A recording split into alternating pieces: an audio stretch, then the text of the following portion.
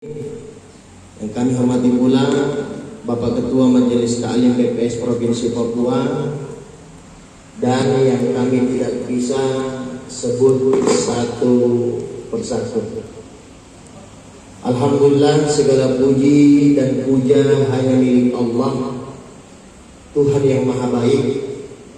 Apa yang kita rasakan saat ini, sesuai dikatakan tadi Ibu Pimpinan, itu adalah ada campur tangan Tuhan di dalamnya, dan itu benar. Aktivitas yang kita lakukan itu atas biqudratillah, atas izin Allah. Bahkan segala yang kita miliki itu semua merupakan pemberian Allah. Itu merupakan titipan dari Allah Subhanahu wa Ta'ala. Yang namanya titipan ada waktunya akan diambil. Maka orang bijak mengatakan, merasalah dititipi, bukan merasa memiliki. Ya. Ada bapak pensiunan kan tidak selamanya bekerja di sini, Pak. Ujung-ujungnya jadi pensiun juga. Ya, disuruh istirahat. Jadi teman-teman yang ada di lingkup BPS ini, mari senantiasa kita bersyukur, berterima kasih kepada Allah Subhanahu wa Ta'ala, sehingga setelah kita melaksanakan ibadah Ramadan kurang lebih sebulan lamanya, dan kita merayakan hari raya Idul Fitri, alhamdulillah kembali Allah berikan kita kesempatan untuk melaksanakan agenda rutinan, agenda tahunan. Hampir di setiap instansi, bukan cuma di masjid-masjid, kita mengadakan tradisi atau kebiasaan, yang mana tradisi ini tidak dilakukan di negara-negara lain. Begitu juga negara-negara Islam tidak melakukan tradisi ini. Ya, tradisi ini, kebiasaan ini cuma ada di Indonesia. Apa itu? Yakni halal bihalal. Ya, mungkin ya kita bisa menangkap ya halal bihalal itu apa sih? Secara harfiah, secara kata atau kalimat, ya kita sudah sering mendengar kata halal. Ya, tahu tidak apa artinya halal? Ya, kalau bahasa Indonesia itu halal boleh, ya boleh. Tetapi tidak bisa kita mengartikan halal bihalal itu boleh apa itu. Maka sejarah halal bihalal itu, ya setelah saya membaca dalam literatur masalah kok bisa ada tradisi, yang mana tradisi ini yang dilakukan setelah berhari raya Idul Fitri, setelah kita berRamadan, cuma ada di Indonesia. Ya, maka salah satu sejarah yang pernah saya baca, halal bihalal ini itu yang dibawa dari orang India dulu. Orang India yang sudah lama di Indonesia. Ya, apa aktivitas orang India itu? Cuma menjual. Katanya jual martabak. Jual martabak, ya, sehingga nama martabaknya itu Malabar. Martabak Malabar. Ya, sehingga kemudian ya, keluarlah kata halal, halal, halal. Mungkin Bapak Ibu yang pernah melaksanakan ibadah haji atau umrah, kalau tidak tahu bahasa Arab, ya, ketika kita ke tanah suci, karena ada 3 bahasa yang perlu kita pelajari. Ini penting sekali pendidikan, yang mana kita harus tekankan kepada diri kita dan anak kita. Ada 3 bahasa yang perlu kita pelajari. Karena kenapa? 3 bahasa ini terkadang kita mau keluar negeri kita harus gunakan. Yang pertama bahasa Inggris, speak English, sedikit-sedikit. Kemudian bahasa Arab. Kemudian yang ketiga bahasa isyarat. Bahasa isyarat, kalau tidak tahu bahasa Inggris, tidak tahu bahasa Arab, ya diam-diam saja bahasa isyarat. Nah, seperti kalau kita ke tanah suci itu, ya Ada dua saja bahasa, yaitu halal dan haram. Halal, halal, halal. Jadi kalau kita di tanah suci itu bilang halal, halal berarti boleh itu. Halal, tapi kalau bilang haram, haram, haram tidak boleh. Sama kalau kita membeli sesuatu di tanah suci itu kalau bilang halal berarti boleh. Tapi kalau bilang haram tidak boleh. Tidak ada tawar menawar tetap haram. Nah, itu secara harfiahnya. Tetapi secara per kalimat ini dikatakanlah halal bihalal itu merupakan hasil karya para pejuang kita. Hasil karya para pejuang-pejuang yang ada di Indonesia, khususnya para pemuka-pemuka agama, yakni Kiai Haji Abdul Wahab Hasbullah, yang mana ketika pada waktu itu negara di bawah pimpinan Presiden Soekarno. Jadi kalau ada yang bertanya, siapa presiden pertama yang melaksanakan tradisi halal bihalal, adalah Bapak Presiden Soekarno.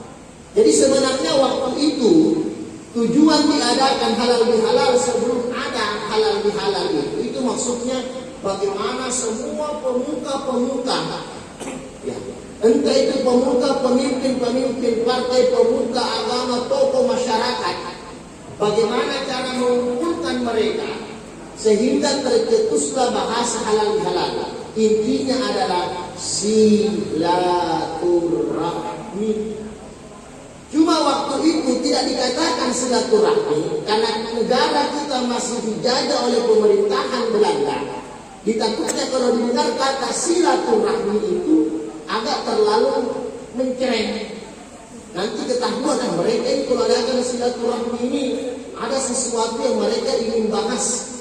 Akan tetapi dibikin dengan bahasa yang lebih menarik, yakni halal bihalal, pada intinya adalah silaturahmi. Inilah sejarah awal kenapa menjadi tradisi kita di Indonesia ini. Setelah kita berRamadan, kita beridul fitri, ada kebiasaan kita yakni melaksanakan halal bihalal. Antara silaturahmi dan silaturahim.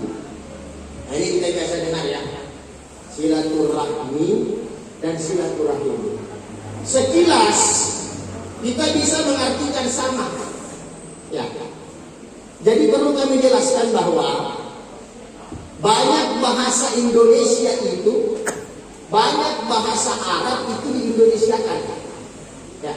Banyak bahasa Arab itu di-Indonesiakan, ya. Seperti silaturahmi. Silaturahmi ini bahasa Arab, cuma sudah dibahasa Indonesiakan. Seperti kata nikah. Nikah itu bahasa Arab, cuma sudah dibahasa Indonesiakan. Silaturahmi itu bahasa Arab, sudah di-Indonesiakan. Silah artinya tali, ya. Jadi sila artinya tali. Rahmi dengan rahim. Ini sekilas kita mengatakan rahmi dengan rahim itu sama. Jadi bagus ini kalau ada yang program anak kembar kasih nama itu ya, rahmi dengan rahim. Nah, ini bagus ini. Rahmi perempuan, rahim ya, rahim laki-laki. Ya, yang mau program. Ya, yang masih jomblo janganlah program. Dari dulu pasangannya. Bapak Ibu yang dirahmati Allah Subhanahu wa taala. Ya. Sekilas kita dengar sama artinya tetapi beda. Kalau rahmi, silaturahmi itu maknanya universal, secara menyeluruh, seperti yang ada saat ini. Ya. Kita kan di sini, ya, dalam postur tubuh kita beda. Ya. Tidak ada yang sama muka kita. Kemudian kita beda suku, beda agama, beda asal datangnya kita dari mana. Ya, saya sendiri dari Sulawesi Tenggara, Kendari. Ya, orang tua saya orang Sulawesi Selatan. Saya sekolah di Jakarta, di Jawa, dan sempat mondok di Makassar, merantau di Jayapura. Tinggal satu yang saya tidak tahu, apa itu? Kalau saya meninggal nanti, ya, dikubur di mana? Nah, tadi Pak Ketua Majelis Salim sudah sampaikan, sudah banyak teman-teman yang sudah mendahului. Makanya kata kiai itu di akhir Ramadan usahakan berniat, ya Allah, saya berterima kasih kepada Engkau karena Engkau telah memberikan kesempatan kepada saya hadir di Ramadan tahun ini. Permintaan saya, ya Allah, pertemukan kembali saya di Ramadan tahun depan. Kata bapak, saya tidak usah minta 2 tahun, tidak usah minta 3 tahun, tidak usah minta 5 tahun, minta setahun saja. Makanya ulama-ulama kita mengajarkan kita kalau kita sujud terakhir, ya mohon izin yang muslim, kalau kita sujud terakhir di salat kita, jangan angkat kepala kita dari sujud sebelum engkau minta kepada Allah, ya Allah, siapa sebentar yang salat zuhur, perjumpaan saya, pertemukan saya di waktu salat asar sebentar. Ternyata belum sampai asar sudah inna lillahi wa inna ilaihi rajiun, maka Allah mencatat bagimu engkau telah melaksanakan ibadah salat asar. Karena kenapa? Kebaikan kalau diniatkan maka sudah mendapatkan pahala. Beda kalau kita melakukan kejahatan. Satu contoh mungkin, ya, ada di antara kita di sini, mohon izin ya, kalau saya biasa ambil contoh di masjid, ya, kita terkadang ke masjid pakai sendal yang tidak bagus, pulang cari sendal yang bermerek. Sama di Makassar itu rata-rata mahasiswa itu pakai tas. Kenapa pakai tas? Kalau dia masuk salat di masjid musalla, sepatunya itu tidak disimpan di rak, akan tetapi dimasukkan di dalam tas. Sama kalau kita ke Makkah Madinah, ada kita punya kresek, dikasih masuk kantong, takutnya kalau disimpan di situ, tidak semua saudara kita itu hatinya lurus-lurus. Terkadang ada yang tikungan-tikungan sedikit. Boleh jadi dia memakai sendal sepatu yang tidak baik, ketika dia pulang dia ambil yang terbaik. Tanya Ustaz, dengan ceramah Ustaz katanya tinggalkan yang baik, ambil yang bagus. Berarti kurang paham. Bapak Ibu yang dirahmati Allah Subhanahu wa ta'ala, universal silaturahmi, ya, rahmi. Akan tetapi silaturahim itu agak khusus. Ibu, salah satu, ya, ibu, ya, salah satu namanya Allah yang dipinjamkan kepada perempuan. Ya. Apa itu? Ar-Rahim. Ya, Rahim. Spesial ini perempuan. Buktinya apa? Dalam Al-Quran tidak ada surah laki-laki, yang ada cuma surah perempuan. Apa itu? An-Nisa. Ternyata Allah itu sangat memuliakan perempuan. Luar biasa kita punya pimpinan yang perempuan. Alhamdulillah. Ya. Ada satu namanya Allah yang Allah simpankan, pinjamkan kepada perempuan, yaitu Rahim. Apa artinya Rahim? Maha penyayang. Jadi kalau ada perempuan sini galak-galak, bahaya, hati. Ya. Tapi kalau ibu pimpinan harus galak-galak sedikit ibu. Ya, karena banyak juga itu anak buah juga, karena kepala batu. Ya. Bapak Ibu yang dirahmati Allah Subhanahu wa ta'ala, Rahim, maha sayangnya Allah. Ya. Jadi Rahim ini cuma dititipkan kepada perempuan yang Allah cuma pinjam. Artinya apa? Silaturahim, hubungan antara yang pernah dari keluar dari rahim ibu kita. Artinya apa? Hubungan sesama saudara. Ya, satu contoh, saya bersaudara 11 orang. Ya, 10 yang pakai kopiah, 1 yang pakai mukena. Ya, 10 laki-laki, 1 perempuan. Saya ada 5 orang di Jayapura, 1 di Turki, ya bukan orang kiri ya, Turki itu Istanbul, 1 di New York, Amerika, ya, 1 di Jogja, 1 di Makassar, 1 di Kendari. Alhamdulillah, tahun 2011 waktu itu kami pulang semua ke Kendari, Sulawesi Tenggara, karena orang tua kami tinggal di sana. Ya. Ada yang dia pesankan, ada 3. Yang pertama, nak, saya pesankan kepada kalian jaga sholatmu, jaga ibadahmu. Semua agama menekankan kita harus taat ibadah, harus campur tangankan Tuhan dalam kegiatan kita. Kalau mau berkah kita punya hidup, jaga ibadahmu. Kemudian yang kedua, kalian 11 bersaudara rawan, sangat rawan sekali kalian bertengkar baku musuh. Kalau bahasa Sulawesi namanya baku gombe. Itu baku gombe. Tidak tahu kalau bahasa Indonesia nya baku apa ya? Baku bakalahi, ya baku cari garam. Yang jelasnya itu tidak boleh. Ya itu. Kalian ini rentan, kalian ini rawan 11. Boleh jadi ada di antara kalian yang tidak baku sapa, tidak baku ngomong, tidak baku nyaman. Maka pesan saya, jangan kalian ada yang berkelahi. Kemudian yang ketiga, ya, ada rumah ini nak 1. Saya pesankan rumah ini untuk perempuan saja. Karena kenapa? Laki-laki bisa bekerja, laki-laki bisa menghasilkan yang lebih banyak. Bapak Ibu yang dirahmati Allah Subhanahu wa taala, itulah sekilas antara perbedaan silaturahmi dan silaturahim. Kemudian yang ketiga, ya Pak Ketua Majelis Taklim tadi bisik-bisik saya, Ustaz kalau bisa 1 jam. Ya, 1 jam berarti menjelang duhur. Bagus juga ya. Pas kita selesai waktu makan. Ini tepat sekali. Ya kata kiai saya, kalau bikin acara usahakan kasih makan orang di waktu makan. Nah ini benar. Terkadang ada orang bikin acara, ya Allah sudah lewat waktu makan.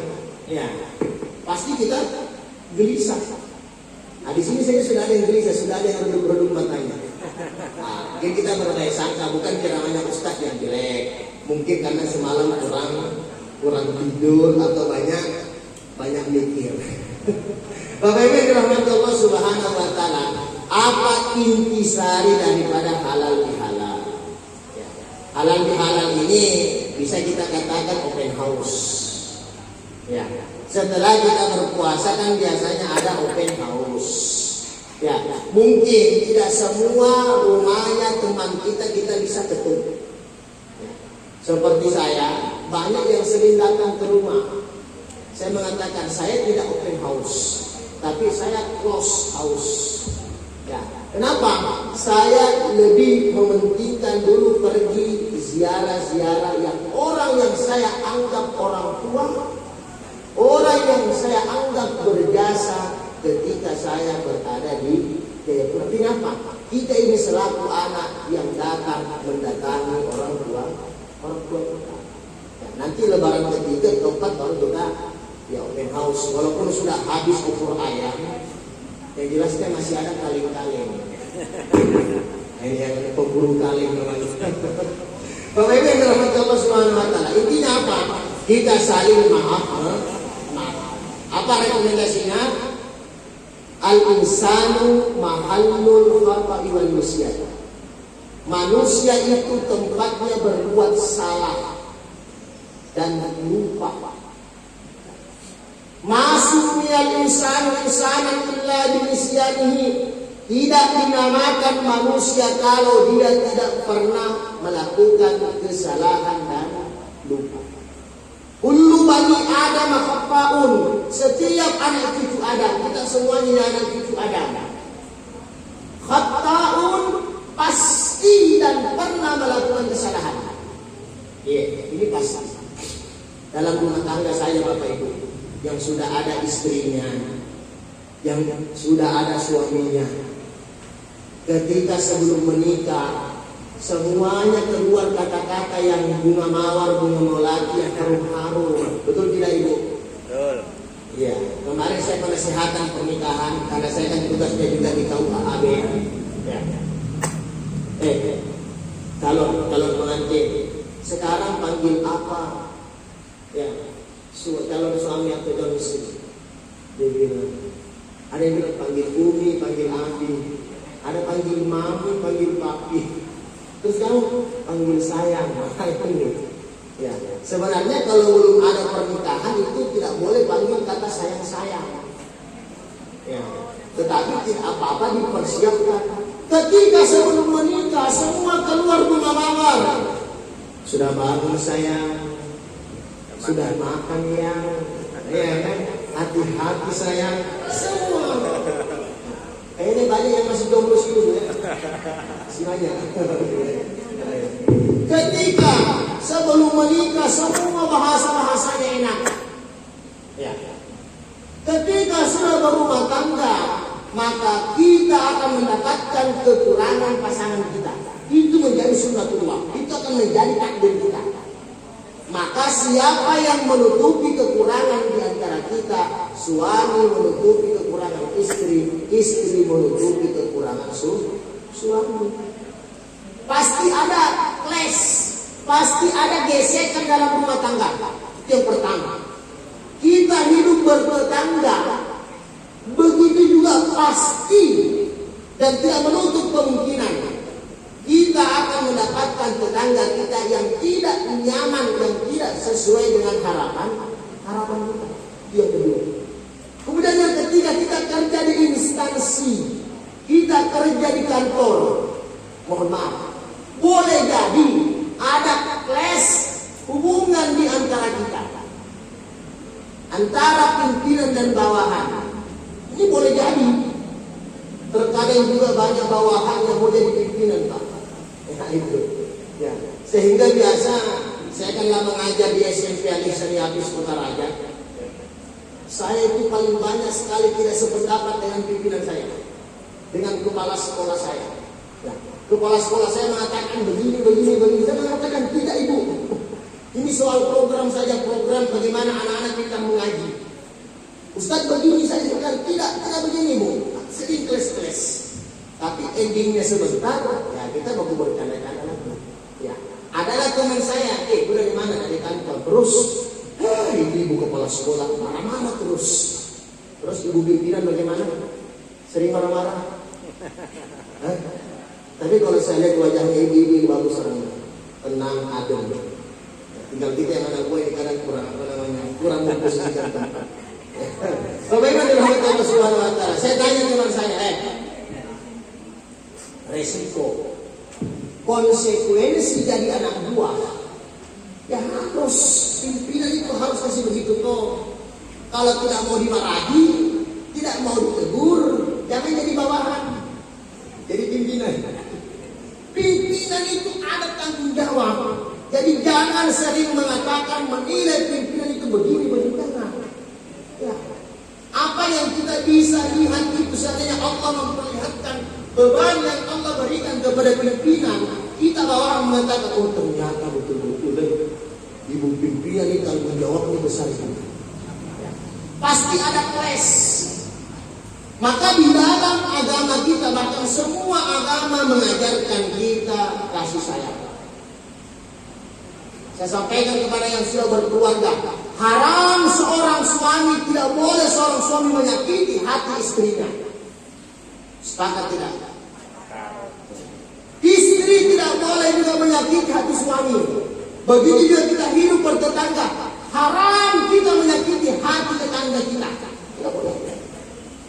Haram kita menceritakan kejelekan pimpinan kita. Tidak boleh. Bapak Ibu yang dirahmati Allah Subhanahu wa taala, sehingga muncullah ide yang terbaik, yakni kita saling maaf memaaf. Yang tadi saya katakan, tidak ada manusia yang sempurna. Dikatakan dia manusia karena dia adalah tempat berbuat salah dan tempat melakukan yang namanya sebuah kesalahan. Kemudian yang keempat, yang terakhir. HP saya di bawah. Lanjut Ibu. Lanjut. Terus, ya sekali-kali Ustaz jadi tukang parkir ya. Lanjut terus. Kemudian yang terakhir. Ya. Maka ketika kita sudah mengetahui kekurangan kita, mungkin kita ada kesalahan. Ya, kita mungkin pernah menyakiti saudara kita, Ibu, Pak. Ya. Terkadang ada sebahagian di antara kita itu yang berat untuk menyatakan maafnya. Mungkin bahasanya gengsi. Ya, jual mahal. Saya tidak mau pergi minta maaf sama dia. Dia yang punya salah kok. Saya tunggu saja datang. Tidak bisa. Kan ada orang begitu ya. Ya. Terkadang juga ibu-ibu dalam rumah tangga begitu. Ya. Dia yang buat masalah dalam rumah tangga, dia juga yang jual mahal. Tidak mau. Jangan. Jadi meluluhkan hati itu. Ya. Masuknya kalbu kalbang illa bitakallubi, tidak dinamakan hati kalau dia tidak berbolak-balik. Ibu, terkadang hati ini senang sama orang. Terkadang hati juga ini akan jengkel kepada. Ibu di rumah pasti terkadang senang sama suami. Ada waktunya ibu juga tidak senang sama suami. Begitu juga antara pimpinan dan bawahan. Mungkin kalau dikasih yang semacam THR pasti kita senang. Tapi kalau ibu pimpinan marahi kita, terkadang dalam hati ini, itulah manusia. Maka meluluhkan hati itu perjuangan yang sangat berat. Maka dengan adanya momentum halal bihalal ini kita meringankan, meredamkan. Ya, jadi halal bihalal itu ya meluruskan yang kusut, ya menjernihkan yang keruh dengan cara kita berjabat tangan.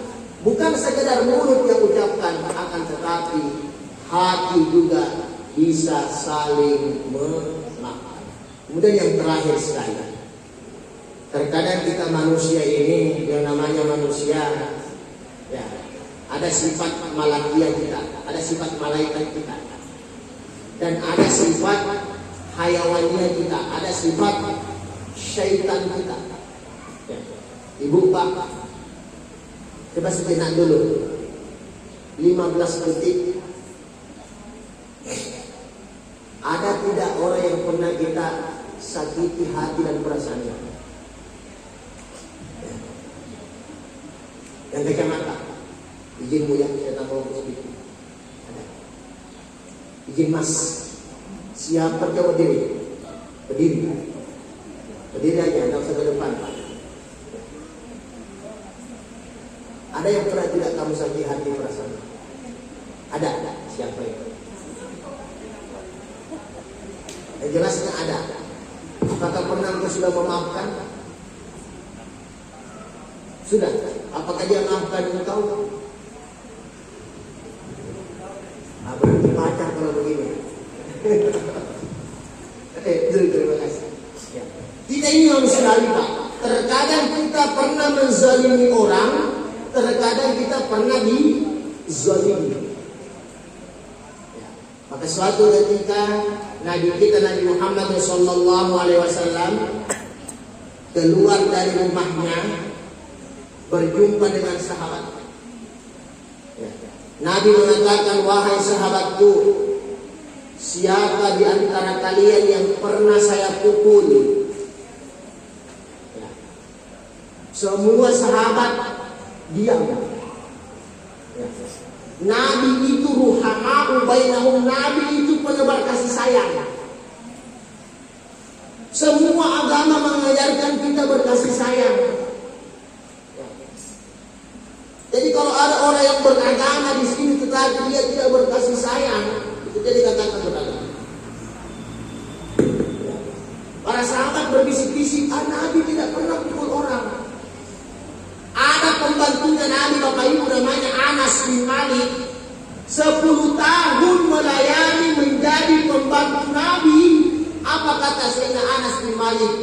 10 tahun saya melayani Nabi, tidak pernah saya lihat Nabi itu marah.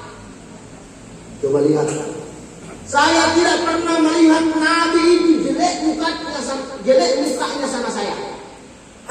Ini 10 tahun. Kita bukan 10 tahun, tiap hari pasti kita marah-marah. Tidak dibukakan pintu saja marah-marah, tidak disiapkan makanan saja marah, tidak dikasih uang saja marah. Nabi 10 tahun, Sayyidina Anas melayani Nabi, apalagi memberikan muka yang jelek.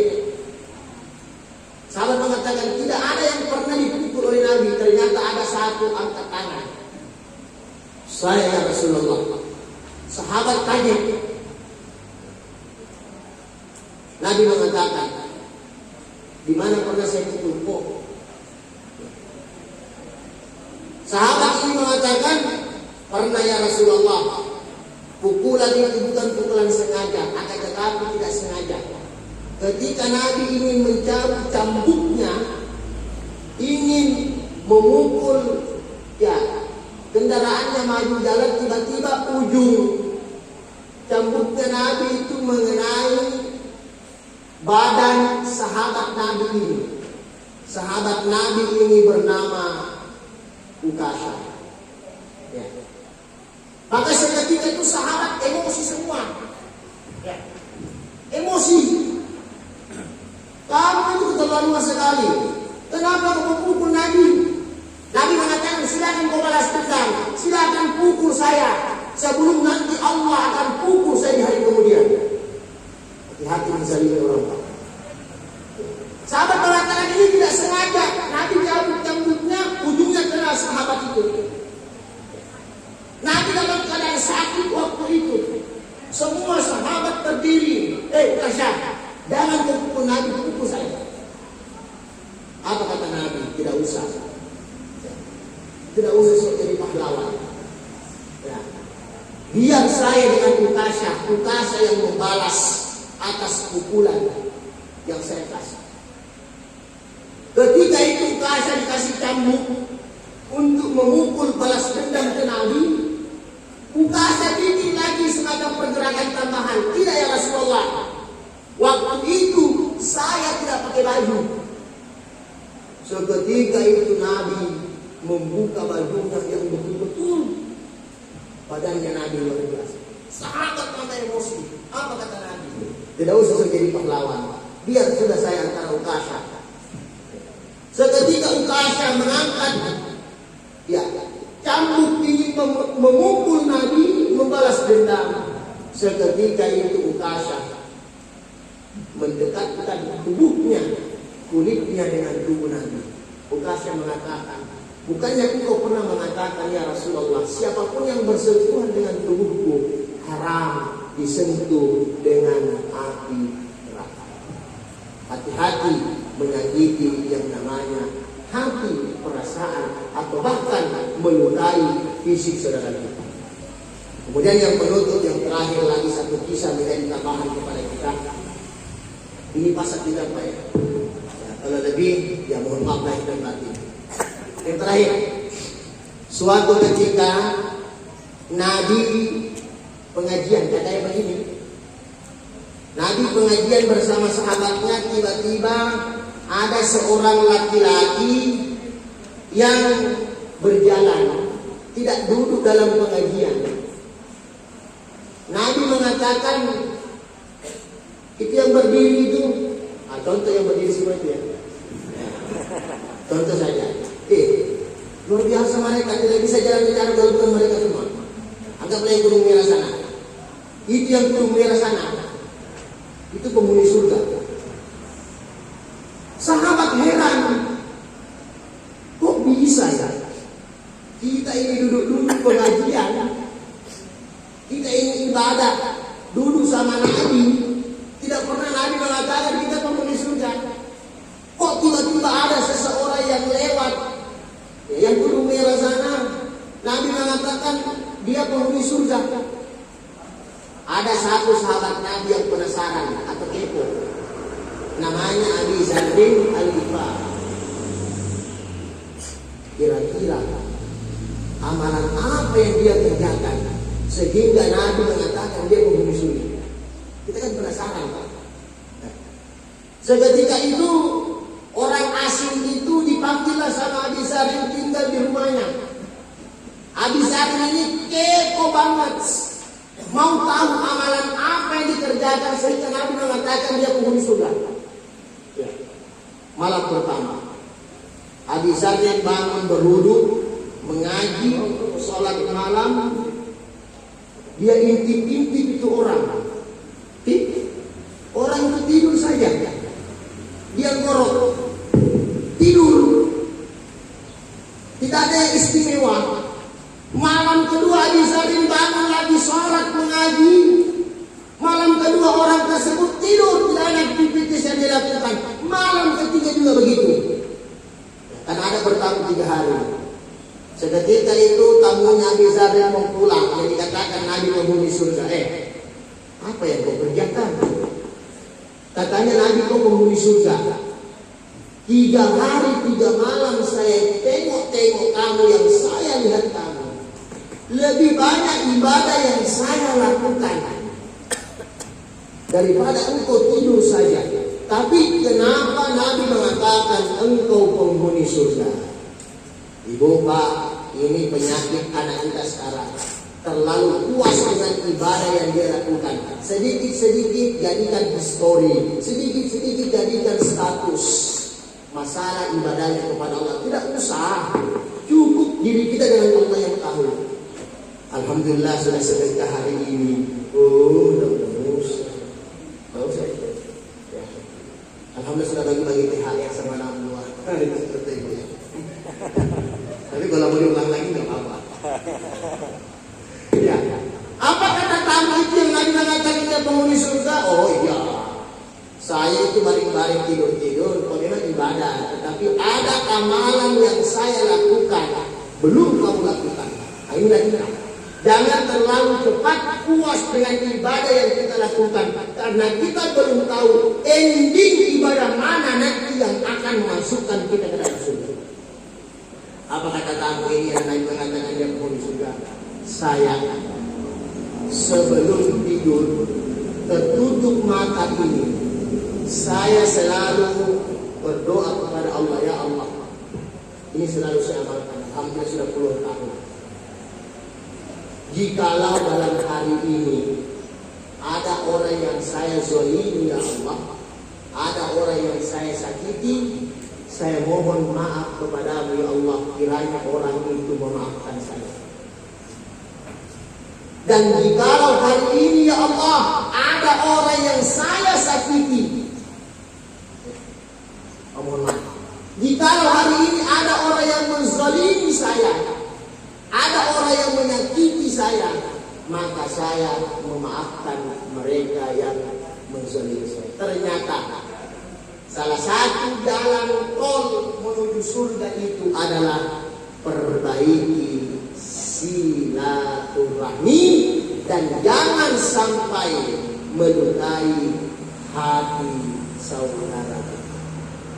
Sehingga orang bijak mengatakan, ya, kata-kata itu lebih tajam daripada sebuah pedang.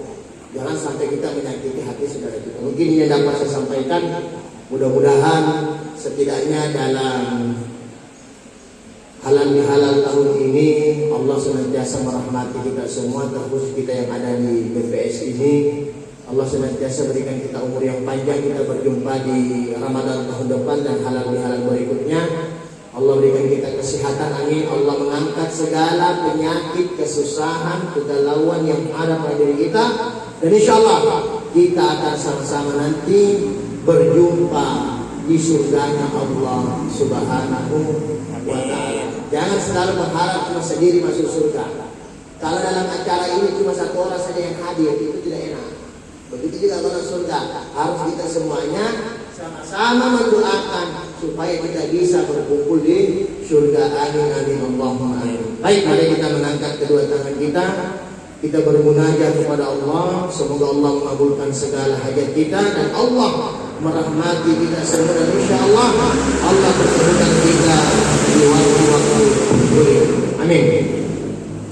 Izin dalam doa ini saya akan pandu dalam agama Islam. Mohon izin bagi saudaraku, saudariku yang beragama lain, beragama sahabat, boleh untuk menyesuaikan. Amin. A'udzubillahi minasyaitonirrajim.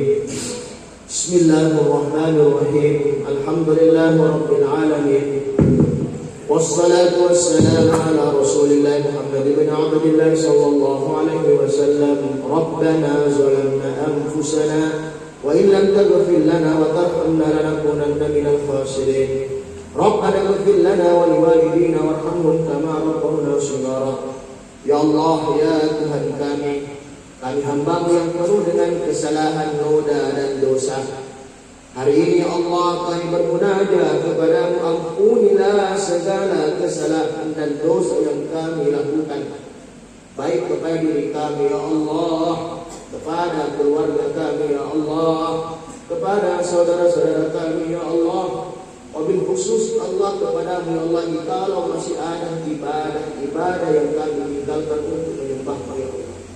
Allahumma ja'al ijtima'ana hadza ya Allah pada hari ini Allah kami keluarga besar PPS Provinsi Papua mengadakan halal bihalal. Kami berharap kepada-Mu ya Allah, jadikanlah ijtima'ana hadza ya Allah pertemuan silaturahmi kami ya Allah. Engkau senantiasa mujahi dengan keberkahan ya Allah, amin. Engkau senantiasa melindungi kami ya Allah, Engkau senantiasa mengasihi kami ya Allah. Panjangkanlah dan berkahilah umur kami ya Allah untuk berjumpa di tahun depan dan tahun-tahun berikutnya. Allahumma ghfir lana dhunubana wa kaffir 'anna sayyi'atina wa tawaffana ma'al abrar. Ya Allah, sebelum kami meninggalkan majelis ini, Allah angkatlah segala penyakit, kesusahan, kegalauan yang ada pada diri kami, Allah. Berikanlah kami semangat terus kerja ya Allah. Jadikanlah kami persaudaraan yang erat ya Allah. Jadikanlah kami satu sama lain bersaudara dan saling menghormati dan menyayangi. Allahumma rabbana atina fid dunya hasanah wa fil akhirati hasanah wa qina adzabannar. Wa sallallahu wa sallam alaihi walhamdulillahi rabbil alamin. Alhamdulillah rabbil alamin. Cukup sekian yang dapat saya sampaikan. Pantun lagi ya. Ya, berarti sebentar MC kalau penutupan ada pantun toh. Dia sudah siapkan. Karena siapa yang berpantun di depan wajib tutup dengan pantun di bawah. Dia akhir. Sudah ada pantunnya? Sudah. Ya, ada sudah siapkan. Upin ipin makan terasi. Cakep. Baik, kurang kencang. Upin ipin makan terasi. Cakep. Ya. Ustaz Ganteng ucapin terima kasih. Berkalam. Assalamualaikum warahmatullahi wabarakatuh. Selamat pagi dan siang. Shalom, salam sejahtera bagi kita